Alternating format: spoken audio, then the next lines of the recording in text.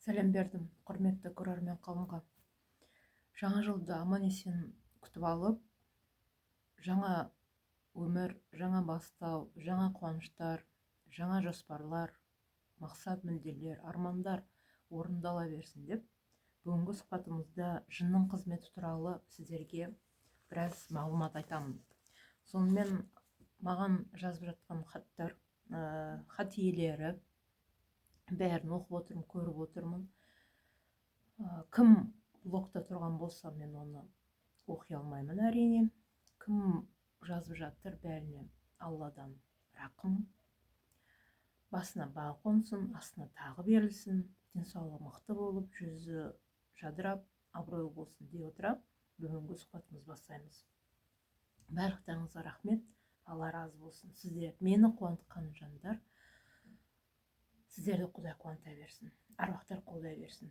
Енді сізбен біз болып, біз мемлекеттің тағдырын өзгертуде өте үлкен жұмыс атқарып жатырмыз. Сіз және біз. Тағы айтып кететін мәселе, мен мысалыға қазір бірінші қаңтар күні демалдым. 2 қаңтардан бастап жұмысымды бастап кеттім. 2 қаңтардан жұмысын бастағанда ем-шипаны бастадық. Сонау Ресейден Ханты-Мансийск, Казаньнан келген қазақ бауырларымызды емдеп жатырмын. Жастар сол Аллаға шүкір емін алып жатыр. Солардың тағдырын өзгертуде үлкен күш салып жатырмыз. Бұнда періштелер де Құдаймен бірге, періштелер, әулие-аталар және өзіміздің ата-бабалар түгелдей атсалысып жұмыс атқарып жатырмыз. Енді жын туралы сұхбатымызға қайта оралсақ, жынның түрі көп. Жын адамзатты Құдай тағала қаншалықты көп жаратқан болса, жынның да түрі көп. Адамзаттың қалай көз алдыңызға елестетіңіз, әрбір адам өмірге келген кезде не істейді? Қалай өмірін бастап кетеді? Қалай тай-тай басып, ары қарай қасына достарын жинайды, сыныптастарын жинайды, білім үйренеді, ары қарай жоғары оқу орнын, біреулер жақсы адам болып шыға келеді, біреулер жаман адам, біреу пасық адам, және есейе келе олар өздерінің кәсібін, қолынан келетін өнерін, бойындағы қасиетін аша отырып, басқаларға көмек береді. Өмірде өзінің орнын табады. Және ашылған сайын ашылып, күшейген сайын күшейіп, біреулер мансапта көтеріледі. Тура сол сияқты жын әлемінде де сондай жұмыстар, сондай өмір болып жатады. Мысалға, қараңыз, жын өмірге келді. Қалай келеді? Сиқыр арқылы келеді. Ол өмірден келместен алдын мынандай бір бәлені түсіндім мен. Мысалға, ерлі-зайыптылардың арасына жын түседі, сайтан түседі де екеуін ажыратады. Құранда жазылған. Ерлі-зайыптылардың қазақта да сөз бар, Құранда да бар. Ең ауыр сиқыр ерлі-зайыптыларды ажырату үшін істелінген сиқыр. Және жындардың ішіндегі ең үлкен заң, кімде-кім ерлі-зайыптыларды ажырататын болса, жындар өзара айтады, солар жоғары деңгейге шығады. Олардың мансабы көтеріледі. Олар мықты болып саналады. Сондай жындардан басқа қатын жындар төсек қатынасына түсіп, содан балалы болуға әрекет етеді. Қазақта да бар ғой, мансапты, бай, сондай бір қолынан іс келетін, еркектердің қатыны болғысы келеді, жабысқысы келеді. Тура сол сияқты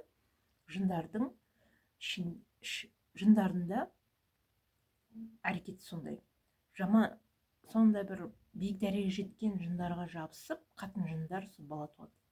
Сиқыр арқылы туылатын балалар бар. Ол адам бойына сиқыр енді ма, 40 күннің ішінде ол жын өсіп бастайды. Формироваться етеді дейді ғой. Өсіп бастап 40 күннің ішінде күшіне енеді. Күшіне енгеннен кейін ол денеде үлкейеді де, сол үлкейген сайын үлкейіп, 40 күннен кейін ол өзінің жұмысын бастайды. Күн өткен олар адам баласы жылына толып өсетін болса, жындар сағат сайын өседі. Бір ертегілерді естігенсіз ғой. Өмірге бір бала келеді, батыр, немесе ерекше қабілетті бала өмірге келеді. Ол жыл санап емес, сағат санап, ай санап тез өсіпті деген. Сондай бір ертегілерді естігенсіз ғой, тура сол сияқты.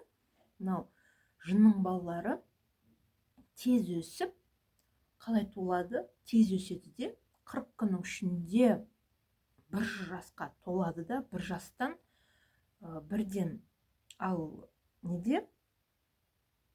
Олар сағат сайын, күн сайын өсіп келіп, олар күшейіп кетеді. Мынау рак аурулары, жынданып аурулар, тағы да жазылмайтын аурулар бар ғой, эпилепсия сияқты, псориаз, қандай, спид деген ауру ғой, ол өте сұмдық ауру. Онымен ауырған адам ол екі дүниеде жазылмайды, ол екі дүниеде де Құдайдың қарғысына орынған, ол мәңгілік кешірім де берілмейді. Спидпен ауырған неге кешірім берілмейді, ол ақыретте де баратын жері тозақ болып саналады. Оны айтпай-ақ қояйық, жарайды. Мынау біздің айтып жатқанымыз мынау жындар мәселесі. Жын солай өседі, тез өседі, тез қасиетін меңгереді. Әр адамның қандай да қасиеті бар, сол бойынша қандай бір тапсырма берілді, мысалға, олар тез қабылдап, тез сол бойынша жұмыс атқарады. Оларға программа берілді ме, оларға бұйрық берілді ме, соны істейді. Бірақ адамзаттың бір қиын жерде бар, оңай жерде бар. Бізге мысалы әке шешеміз не бұйырады, соны істейміз. Және жұмыс бабы бойынша жұмыста бастықтарымыз, анау әскерлерге де бастығы не бұйырады, соны бұлжытпай істеп, соған қарай мақтау естіп, марапатталып жатады ғой. Тура сол сияқты жын әлемінде де осындай әрекеттер болып жатады.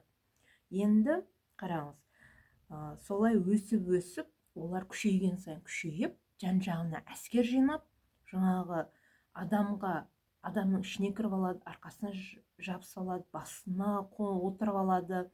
Солай жан-жағына өзінің әскерін қол астына тағы басқа жындарды жинай береді. Олардың да несі әртүрлі болады. Олардың да алға қойған мақсаттары, істейтін істері әртүрлі болады. Одан кейін қараңыз, періште өз қызметін атқаратын білесіз, және жын өз қызметін атқарады. Періштелер қандай жұмыс атқарады? Адам денесінде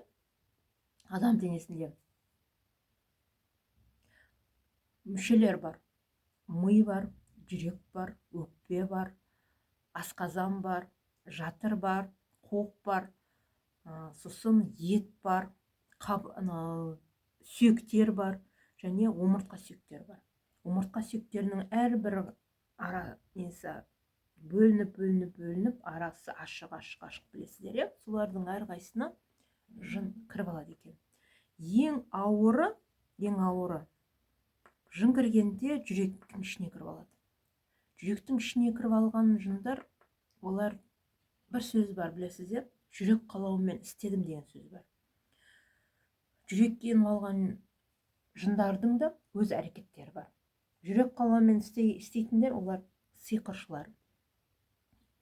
Арақ ішетіндердің жүрегінде жын отырады, шылым тартатын, және құмар ойын ойнайтындар, және өсекшілер.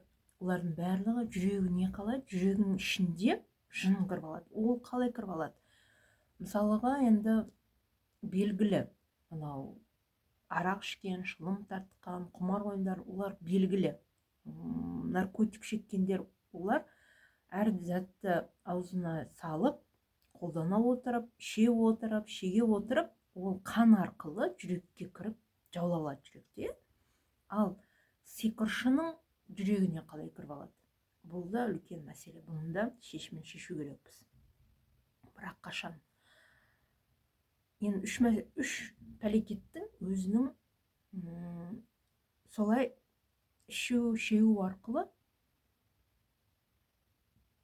ол адамда өмірге келген кезде арақ ішіп, сондай ит өліммен өліп кетемін деп ешкім ойламайды ғой.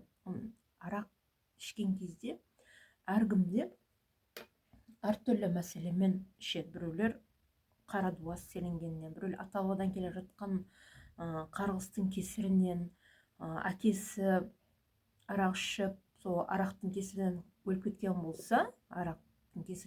болса, оның баласы да арақ ішіп кетеді. Сондай тұқым қуалайтын пәлекет ол. Тұқымнан тұқым беріледі солай. Біреудің кармасы біреуге жармасып жатады. Ол белгілі. Солай жүректің ішіне кіріп алса, жүрек қалауымен жын жүректің ішінде болса, сол затты істеткізе береді екен. Енді әрі қарай, әрі қарай органдардың әртүрлі мәселеде, мысалы, қай жеріңіз ауырады, сол жерде жын отырған болады, жын кіріп алған болады. Жүрек ауыра ма, немесе бір жас келіншек емге келген пароксерсис бар екен. Жүрегіне қорғасын құйғанда жынның сурет шыққан. Ол қыз сап-сау, бірақ қандай да бір себептермен пароксерсис болған. Одан кейін мысалы, жатырыңыз ауырса да, жатырыңызда жын отырған болады. Басыңыз ауырса да, басыңызда жын отырған болады. Олардың бәрінің емі бар, құтылуға болады. Дәрі ішкенде ешқандай уақытша ғана әсер етеді, ары қарай бүкіл ағзаңызды бүлдіреді. Ал жын сол күйі жұмыс атқара береді. Сізді жынның, мысалға, періште туралы сөз бастадық. Періште ол оған жынға да Құдай өзінің программасын беріп қойған, сол бойынша жұмыс атқарады. Оған өкпелеудің қажеті жоқ. Тек қана күресу, арылу, тазалану. Періште де өзінің жұмысын атқарады. Періштен де өзінің алға қойған мақсатты, берілген программасы, жұмысы бар. Періште сізді жұмаққа сөйлесе, ал жын сізді тозаққа сөйлейді. Екеуінің жұмысы екі түрлі. Әйтеуір екеуі бар күшін салады, барлық әрекетін жасайды, бірақ бұнда адам баласы қай жақ таңдайды, сол жаққа ойысып, періштесі жеңіліп, жын күшейіп кетсе, ол өте қауіпті жағдай. Енді қараңыз, мынау періштелер не істейді? Періштелердің қызметі қандай? Олар сізді қуантқысы келеді, олар сіздің бақытты болғаныңыз қалайды. Сіздің әрбір ісіңіз алға басып, әрдайым жеңісте жүріп, дос дұшпанның алдында жүзіңіз жарық болып, абыройлы болып, Құдайдың құлы болып, сондай бақытқа жетісуге, жетістікте сондай бір ерекше адам болғаныңызды періштелер қалайды да сол бойынша жұмыс атқарады. Ал жын сіздің періште күлуіңізді қалайды. Жын сіздің жылап, қайғырып, ісіңіз алға баспай, ауырып, төсек тартып, ол қиналу,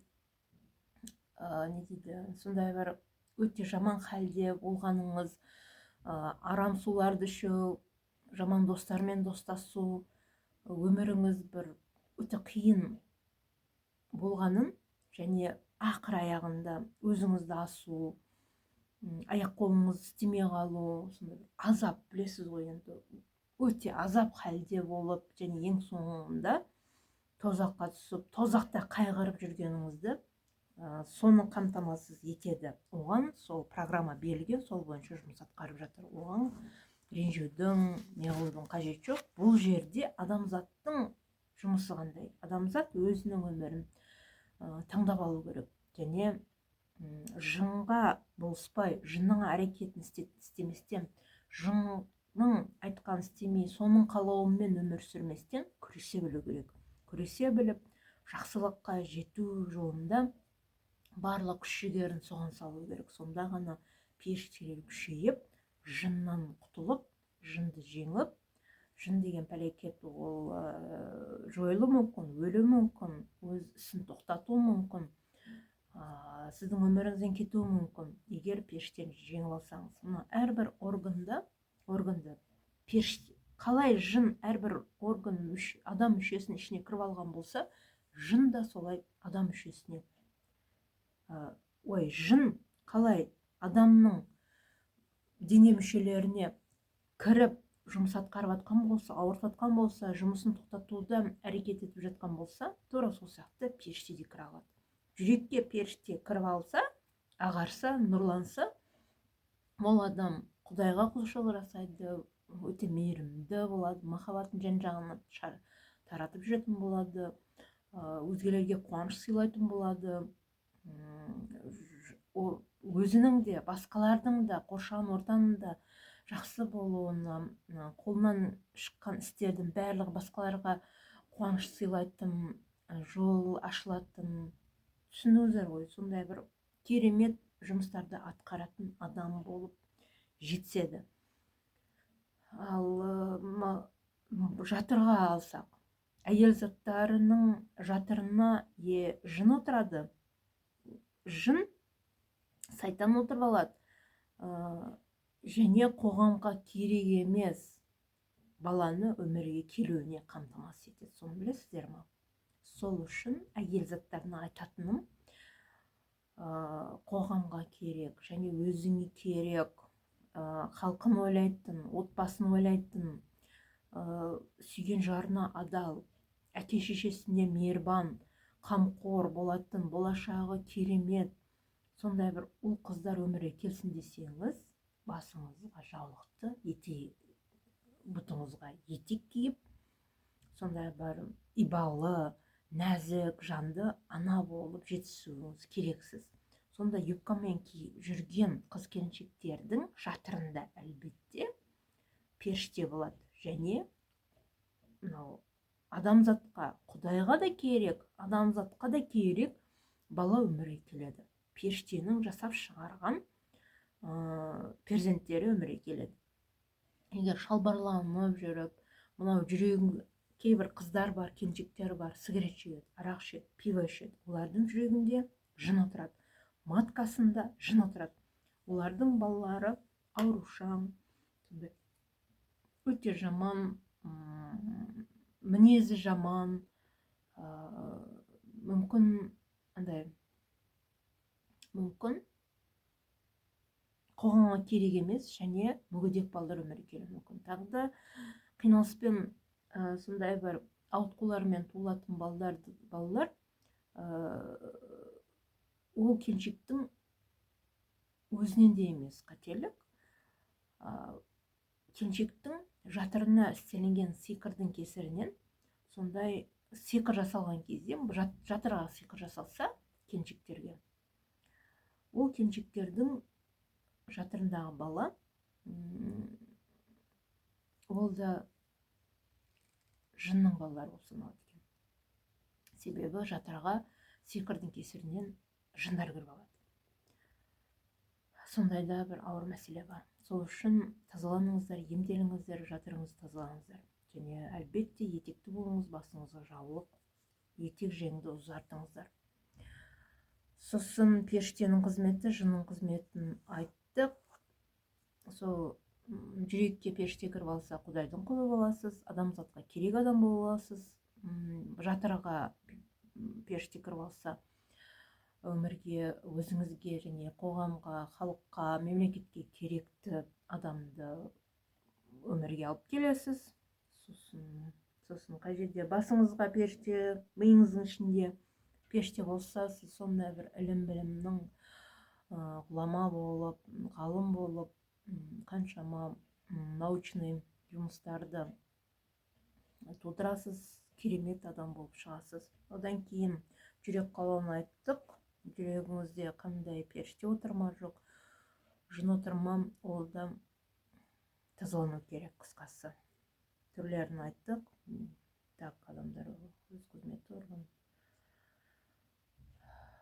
Енді сонымен айналайын қазағым, мына өнерде енді тазаланып, бүкіл жақты жөндеп, мысалыға машинаны алсақ, машинаның ішіне бір ақау кіріп алды ма, ол жұмыс істемейді, ол қинап бітеді. Тура сол сияқты адам баласының органдарында да сол жын деген бәлеге кіріп алса, адам денесі бұзылып қалады, дұрыстап жұмыс істей де алмайды, әрекет ете алмай қалады, өмірінің мәні бұзылады. Сондықтан қазағым, елім, жұртым, жабық киіндің ба, сонда ғана алладан нұр төгіледі. Ораза ұстағанда да, ораза ұстаған кезде сол жын қара күштер Алланың нұры арқылы денедегі бүкіл қаралық өртенеді. Егер сіз ашық-шашық жүріп ораза ұстап, дәретсіз ораза ұстап жүретін болсаңыз, онда кешіріңіз, сізге нұр құйылмайды. Ол керісінше сіздің құлшылығыңызды, сіздің сауаптарыңыздың барлығы жынға жазылады дағыны. Сізге нұр берілмейді, ол жындар күшейген сайын күшейе түседі. Соны бір біліп қойыңыз. Әрбір заттың өзінің қағидасы бар, заңдылығы бар, сол бойынша жұмыс атқарыңыз. Сіз мысалға жай ғана бір элементарно, жай ғана мысал кетірейін. Органда жұмыс істеп жатырсыз, сізге органда жұмыс істеген кезде оған не беріледі? Форма беріледі, удостоверение беріледі, приказға қол қойылады, сондай жұмыс бойынша. Сол жұмысты жұмыс істейсіз, оның айлығын аласыз. Тура сол сияқты Құдайға құлшылық еткіңіз келе ме? Оның қағидалары бар. Қағидалардың барлығын меңгеру керексіз, оқу керек ол үшін, 3 жыл, 2 жыл, 5 жыл, 7 жыл адамдар оқиды, магистратура, колледж, университет, ары қарай бакалавр кете береді. Одан тура сол сияқты адам баласы солай өсе білу керек. Мынау құлшылық жасадың ба, оның да қағидаларын, формаларын ки, қағидаларын меңгер, Құдайдан удостоверение личности алып ал, мен Құдайдың құлымын деп, ары қарай сол бағытта жұмыс атқара беруің керек. Адам баласы жан-жақты. Періштеге бір ғана бағыт берілген, сол бойынша жұмыс атқару керек. Жынға бір ғана бағыт берілген, сол бойынша жұмыс атқарады. Ал адамзатқа түрлі бағыт берген, таңдау өзінде. Періштеде таңдау жоқ, жында таңдау жоқ, ал адамзатта таңдау бар. Сол таңдауда жаңылыспаңыз, сол бойынша жан-жақтылықты меңгеріп, жан-жақты болып қана сіз алып шыға аласыз. Сонымен қазағым, аман болыңыздар, жынмен күресіңіздер, соғысыңыздар, тазаланыңыздар, жүрекке иман нұрын кіргізіп алыңыздар, шапқылай беріңіз. Денсаулығыңыз мықты болсын, бақытты болыңыз, Құдайдың құлы болыңыз. Сау саламатта болыңыздар.